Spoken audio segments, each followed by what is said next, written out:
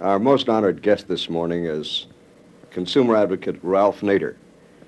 Now, last week on our program on Omelet, Mr. Nader, we had Betty Furness on, a consumer advocate also. And when your name came up, she referred to you as a man on a white horse. I had been tempted to introduce you as a champion of consumer causes, a genius of consumer advocacy. Does that kind of thing make you uncomfortable when you're referred to as a champion, a genius, as a man on a white horse? No, I'd rather just refer to as a citizen. I think that the more exaggerated these kinds of descriptions become, the more people think that they can't do the same thing. And that's not true. They can do the same thing in the areas of concern in the consumer and citizen movement. And that's the most important point to convey, that these aren't spectacular efforts that only a few can aspire to achieving. Nevertheless, that history will show that you almost single-handedly revolutionized the consumer movement. And my question to you is then, if it is that simple, why hasn't it been done before? Why has not someone seized upon that? Well, I think one simple reason is that I was a lawyer at the time, and most lawyers don't want to take the risk and leave their practice and do this full-time. I did do it full-time.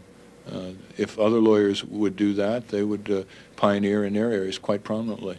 It's a matter of where you put your role and where you put your time and energy. Yes, but there must have been something in the developing years of Ralph Nader. Admittedly, you had a brilliant college career. You were Phi Beta Kappa. You were successful academically. Was there a turning point? Was there something that said, well, now, this seems to be for me, I would feel more comfortable in this field than anything else? Well, in a sense, ever since I was 4 or 5 years old, I'd go into courts and watch lawyers, and I really associated being a lawyer with fighting injustice and fighting for people who weren't very powerful and needed representation. So that there was that determination throughout, during law school and afterwards, to try to make the law achieve humane ends. And I suppose that was really the kernel, the nucleus of the stamina. How do you personally respond, Mr. Nader, to counterattacks on you, people who are suspicious of your motives, who criticize you? Well, the first point is the criticism warranted or isn't it? If it isn't warranted, it's counteracted and opposed. If it is warranted, we try to improve. So. Of course, your great victory was in overcoming one of the largest corporations in the whole world, and here was an example that really was the little man competing very successfully against the giant. And in that way, you became sort of a folk hero of America. And not only that, but there was a financial payoff, too, which you used to help finance many of the activities you're in now. Now, you have a rather single-minded approach. You are, it's to use a word that has been overused, very dedicated. How do you then, what's the rest of your lifestyle? What are your other activities when you are not in this role of a consumer advocate? There is no other time. I do this full time, right around the clock. See, when you're dealing with these problems, let's say you're dealing with something with toy safety, flammable fabrics in the homes, food contamination, pollution, unsafe cars, you have to ask yourself, well, if you work 40 hours a week, what else could you do if you work 80 hours a week? And if you do that for 80 hours a week, can you save lives or can you advance the equality and justice in the society? Well, when you ask the further question is, if you don't work 40 hours a week, is somebody going to take your place and do that? The answer is no, because there aren't many people working in this kind of area. So that, to me, it's a very easy trade-off. If you love your labor, you will engage in a labor of love. And I don't divide leisure and work time. It's all one for me. What about going to the theater or music or strolling in the countryside or chasing girls or whatever? Well, music, I think the important thing is that many of these so-called cultural activities were something you should have engaged in your earlier educational years, and reading novels and literature and going to the theater and listening to music, so that they become part of you in terms of your sensitivities. But I don't see where they have any more compelling drain on my time than what I'm doing at the present time, and I relegate them to a secondary role. Well, that's mindful of another outstanding man, and that is Bobby Fischer. who is single-minded in his approach to chess. And when you introduce another subject to him, Bobby Fischer's been known to say, what does that have to do with chess? That's right. The only difference is the work we're working in has a little broader dimension and Right. diversity and consequence than chess. But I think he does show that if you do concentrate on a goal, you can achieve pinnacles of expertise that are quite impressive. Ralph Nader, you're a hero to many people. Who are your heroes? Who have they been? Well, I don't believe in the concept of a hero. See, when people come up to me and say, let me have your autograph, I tell them I don't give autographs. I don't believe in that type of concept. I believe in learning from other people, not having heroes.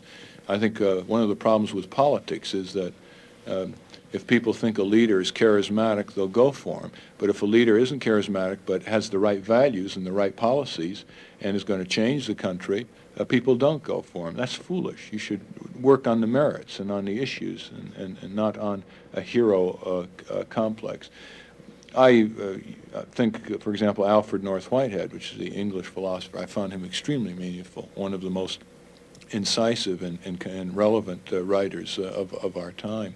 Thomas Jefferson also was very incisive.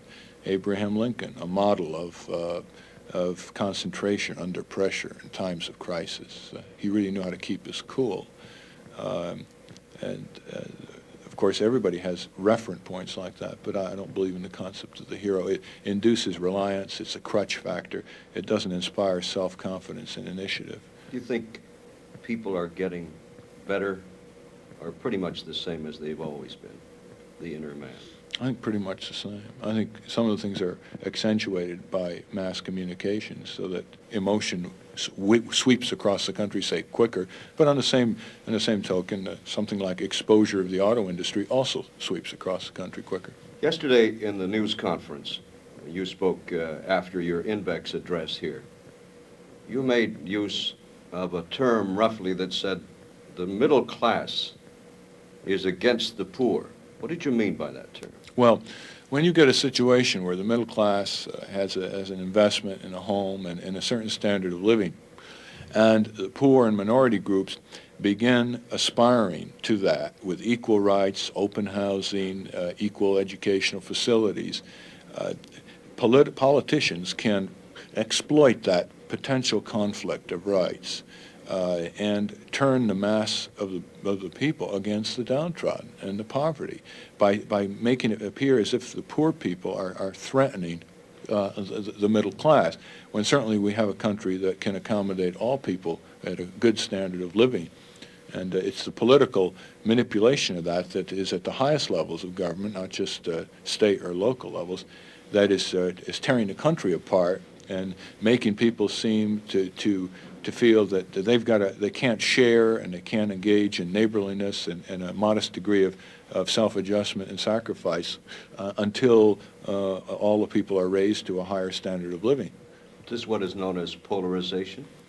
It's worse. It's induced conflict. It's not just polarization. It really develops a conflict situation where instead of, say, the middle class looking to corporations and government in terms of the waste and the corruption and the misuse of tax funds and the price fixing and the inflation in the marketplace and this consumer fraud, they look at the poor as if that's the main threat to their standard of living. And I think that just basically further entrenches those who hold power and wealth in our society.